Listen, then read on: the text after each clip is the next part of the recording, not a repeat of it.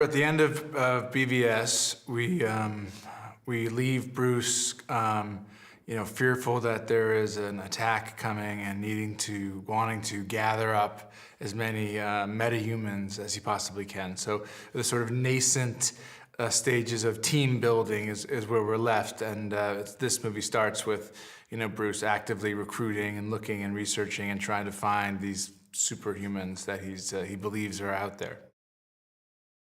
JK, he's a perfect Commissioner Gordon. He's got that kind of realism, down where he feels just world weary and gritty, and feels like a guy who's been working the beat of Gotham, for decades, and he lends a real gravitas to the role.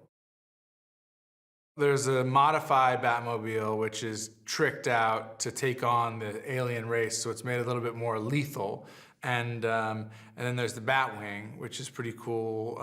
It's a ship that he flies around in, and he's got his huge 777 that he just flies around when he needs to be transported somewhere. And he's building this bigger plane that he wants to go longer distances. So Bruce Wayne has no shortage of ways to get around.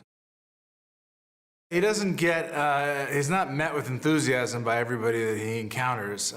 Some people are a little bit more reluctant to join up, be part of the team. Ezra, the Flash, signs right up, but Aquaman, it takes some convincing. Cyborg also takes some convincing from Wonder Woman. But together, we collectively start to assemble this group, and eventually they come around and realize that there's a need for us to work together. Batman and Superman and a lot of these core DC characters still don't seem dated. They somehow still work in stories today, and I think that's just a mark of characters that are very well drawn and that they still have this kind of resonance, and that they were invented in the 1930s.